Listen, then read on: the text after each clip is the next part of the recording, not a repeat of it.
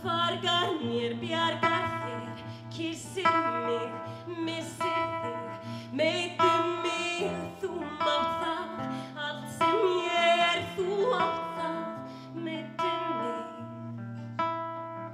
ég blekki sjálfan mig. En mér langaði að spyrja þess út í feminisma. Já.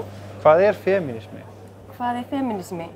Ég held að feminismi, sko, hann er náttúrulega margbreytilegur. Ég meina, þetta er bara eins og kristni, þetta er opið til túlkunar, að fólki finnst. En í grunni held ég að feminismi sé þrá og baráttuvilji fyrir því jafnri stöðu allra. Óháð kynþætti, trúarbrögðum eða upplifun, skilurðu. Núna erum við með heila genre, transfólki til dæmis. Bara það að við sitjum allir í sama borð á sömu forsetum og fáum jafn mikið af kökunni. Og það er bara ekki þannig í dag. En finnst þér ekki vantar samt í orðið feminisma, jafnréttishugtakið? Nei, af því að það snýst jafnréttishugtak. En ég meina það, já. Finnst þér það vanta? Mér finnst það ekki persónulega. Því ég segi feminismi, þú veist, og segi mér finnst það að vera að allir að sitja við sama borð. Já. Finnst þér það ekki vera jafnrétti? Mér finnst sko að halla á konur í gegnum tíðina og ég er ekki jafnréttissinni sko. Ég er feministi. Mér finnst að konur, sko, það er búið að halla á þær öll þessi ár. Það er búið að traðka á þeim. Og það er bara komið tími til að breyta þess til. Þú veist, leyfa þeim að komast að. Þannig að ég líti á feminisma meira sem pro-women. Þú ert að tala um það þegar við förum að fórna karlmennskunni. Sko, það sem ég hef upplifað með mína karlmennsku er að eftir því sem ég skoða sjálfan mig betur og eftir því sem ég skoða það sem að samfélagið hefur ákveðið að ég að vera betur, það hefur meira og meira gert mig grein fyrir því að mín karlmennska hefur algjörlega frá upphafi verið algjör tilbúningur. Mér hefur verið sagt að ég að vera sterkur, ég ekki að gráta, ég að stunda svona störf en ekki svona störf og ég að koma svona fram við konur en ekki hinsegin og að við séum í rauninni tvær ólíkar tegundir.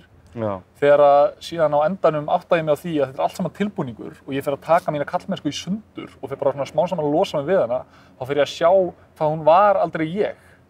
Hvað ég er bara einhver manneskja, þó ég sé með þessi kynfæri hérna, þá er ég bara manneskja og ég hef rosa gaman að því að sauma út en ég hef líka gaman að því að smíða. En það er ekki að því ég er karlmaður eða að því að ég er kvenlegur, heldur er það bara því að það er eitthvað sem minn persónuleiki sækist í.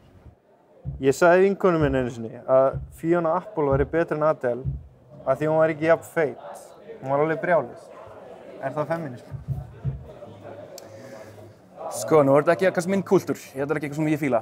En það sem fyrir taugarnar með Adele er að margar greinar sem hafa komið hana eru skrifaðar svona karlmönnum sem er eitthvað svona mér finnst að dóttir mín er frekar að vera eins og Adele, frekar eins og Beyoncé af því að hún er eins og hóra, það liggur á bakvið.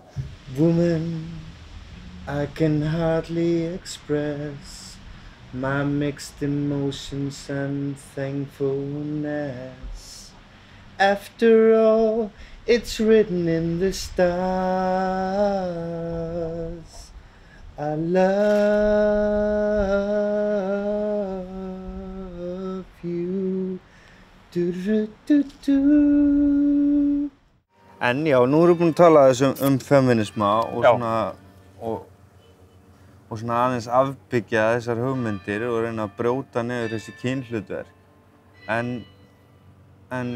nú hef ég ekki allan tíman í heiminu til að gera það. Nú er ég bara að fara að spila bara í kvöld og hitta feminista. Og ég er að reyna að láta þeim líka vel um mig. Og svo get ég fengið meira tíma til að skoða þessar hugmyndir og hvað er ekkert sem ég get gert sem getur impressað á eða þú veist? Ég held að þú ætti bara að vera þú sjálfur sko.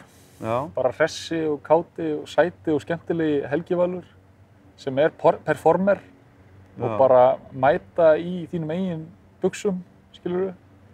Mestalagi kannski naglalakka þig en ekki fara að reyna að vera eitthvað sem þú ert ekki sko. Þú veist alveg hvernig á að nálgast fólk og láta þig líða vel og ég held að það ætti bara að vera þín og þú veist, feministar hafa alveg gaman að því að syngja með, þú veist, Snoop Dogg og Bent og félagar, skilur við, þannig að það þarf ekkert að þú þarft ekkert að forðast einhverja ákveðnu tegund eða sækjast í einhverja ákveðnu tegund. Við erum bara fólk eins og allir aðrir, sko. With so much drama in the LBC, it's kinda hard being Snoop D.O. Double G. But I somehow, someway keep coming up with funky ass shit like every single day. Man, I kick a little something for the G's and make a few ends as a piece.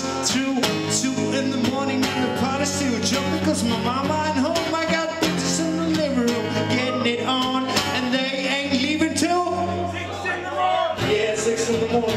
Do shit, I got a bar full of lovers and my homeboys do too. We turn out the lights and close the door, but for what we don't know. Yeah, now we can smoke an ounce to this. G's up, pose down while your motherfuckers bounce. Rolling down the street, smoking and sipping the water, sipping on gin and juice. Rolling back, in my mind and my money and my money and my mind. Rolling down the street, smoking and sipping the water. Loka spurningin. Já. Banna klám eða bæta klám? Bæta klám. Þú bannar ekki fólki að, þú lagar ekkert með því að banna það. Fólk hættir ekkert að drekka þó þú bannir áfengi. Fólk hættir ekkert að, reykja þó þú sett með undir 18. Fræðsla, aukin fræðsla. Hvernig klám myndir þú gera ef þú fengir algjört ritstjórnarleyfi eða svona direktorleyfi? Ég myndi örugglega gera sensual klám með fallegri sögu, sko. Þannig að, og góðum leikurum, þannig að... Var góður dialog í því? Já, það myndi vera, spennan myndi vera ekkert bara í holdinu, heldur líka í heilanum og og sagan, maður myndi, þess að bara í bíómyndi, þegar koma kynlífsatriði í bíómyndum, það getur verið bara mjög fallegt. Ég myndi vilja hafa, að því að einhver í Big Lebowski, það var einhver klámframleiðandi sem segir að stærsta örvunarsvæðið sé heilinn. Og það er ég sammála, Þannig að ég myndi leggja mikið upp á því og svo myndi ég bara fara rosa vel með leikarana og leyfa þeim ekki fara yfir neinn mörk hjá þeim, og leyfa þeim svolítið að setja sín mörk. Þú verður að vera með gott budget, góða bakhjarla. Já, það má vera. Hver er til að skipta mig? Kannski bara gyðingaklám.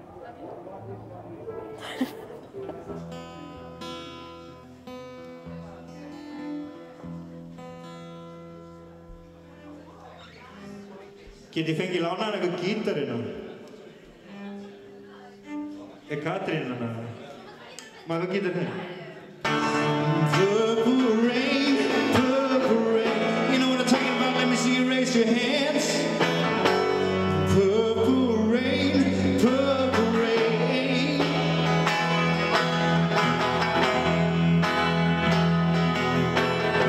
I only wanna see you. I only wanna see you. In the purple rain. Solo!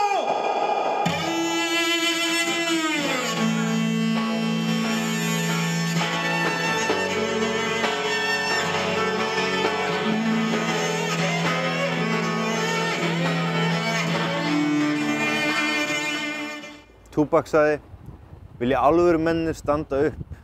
Ég veit að það fengi nóg af þessu dömur, en berið höfuðið hátt. Það er erfitt að horfa upp á konur ganga í buxum, rappa, fara í háskóla og brjóta hvert glerþakki á fætur öðru. En þeirra tími er kominn. Tími feðraveldisins er að líða undir lok. Karlmönnum hefur tekist að rústa öllu í kringum sig, umhverfinu, koma á styrjöldum og auka tekjubil milli ríkra og fátækra. Við erum ánægðar að konuna sé að taka við. Það ilma svo vel. Og þetta er sem sagt lagið Hefndarvísa. Allir ready? Og þetta er glænýtt. Ok.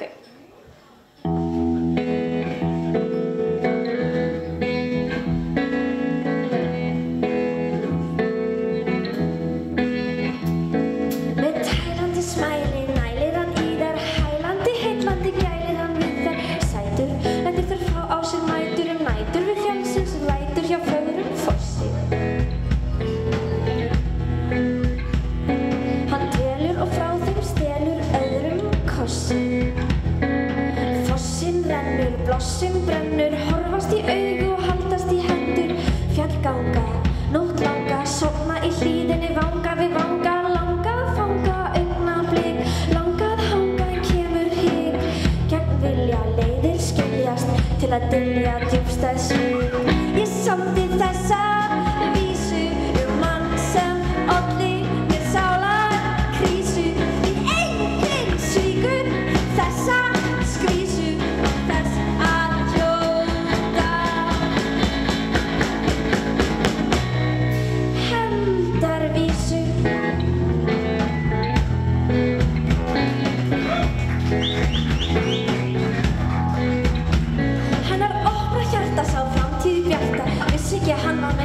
Loks vakti hann jafnt heim á leið. Þar sem hans beið leit kærasta með sá sem sveið.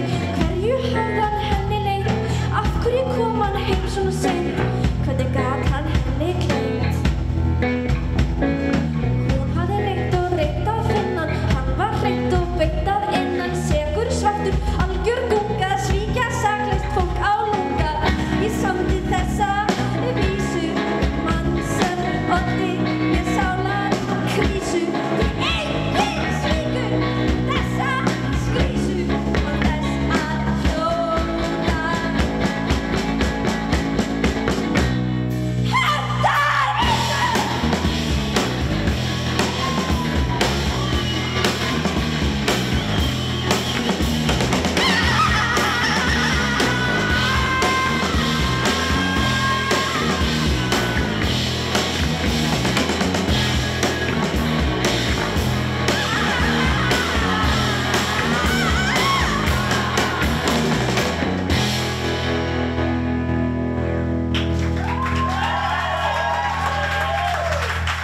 I care about you.